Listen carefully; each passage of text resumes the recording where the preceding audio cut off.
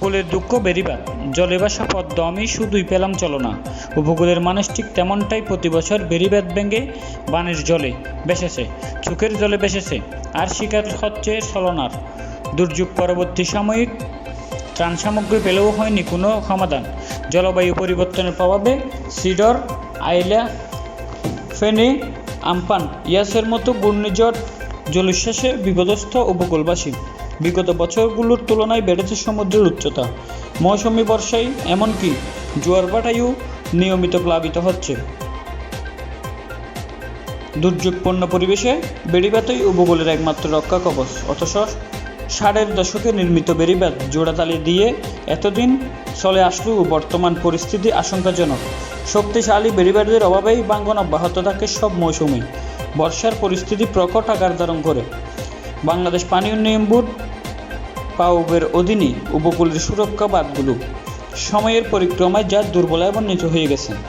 ইঁদুরের গর্তেও বাঁধ ক্ষতিগ্রস্ত হয়। মেরামত সংস্কারে পাউব কর্তৃপক্ষের কক্সবাজার জেলার কুতুবদিয়া উপজেলার 71 পোল্ডারের 40 কিলোমিটার বেড়িবাঁধ মেরামতের জন্য বিগত 20 বছরে প্রায় 200 কোটি টাকা বরাদ্দ দিলেও কোনো কাজ আসেনি, বরং দলীয় লোকজন ঠিকাদার সেজে প্রকল্পের টাকা 900 গটিয়ে হরিলুট করেছে। হয়েছে রাষ্ট্রের অর্থের অপচয়। বিগত অর্থ বছরগুলোতে যতবার বেড়িবাঁধ মেরামতের জন্য অর্থ বরাদ্দ দিয়েছে, দুর্নীতির মাধ্যমে কোনো ক্রমে তৈরি করে দুর্বল বাঁধ। ফলে জলোচ্ছ্বাসের সময় পানি চাপে বাঁধ ভেঙে যায়।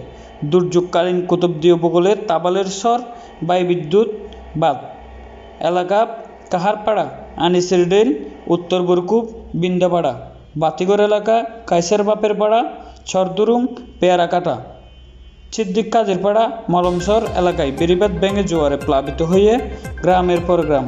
ঘরবাড়ি সরিয়ে নেওয়ার সুযোগ থাকে না। তলিয়ে যায় বসতভিটা, ফসলি জমি, শাকসবজি ক্ষেত। বানের পানিতে ভেসে যায় মাছের ঘের, মাছ শ্বাসের পুকুর। মানুষের পাশাপাশি দুর্ভোগ নেমে আসে গবাদি পশুর। ভাঙনের কবলে চোখের সামনে বিলীন হয় শেষ সম্বলটুকু। হাহাকার ছড়িয়ে পড়ে দিশেহারা অবহেলিত পানিবন্দী লোকালয়ে। ভেঙে পড়ে যোগাযোগ ব্যবস্থা। শেষ মুহূর্তে পাওবে কর্তৃপক্ষের জরুরি ভিত্তিতে জোয়ার ঠেকাতে বাঁধের উপর জিও ব্যাগ, সিনথেটিক ব্যাগ দিয়ে ভাঙন ঠেকানোর চেষ্টা করলেও দুঃখ লাঘব অসম্ভব। বাঁধ ভেঙে জোয়ারের লবণাক্ততা পানি প্রবেশে তৈরি হয় দীর্ঘস্থায়ী জলাবদ্ধতা।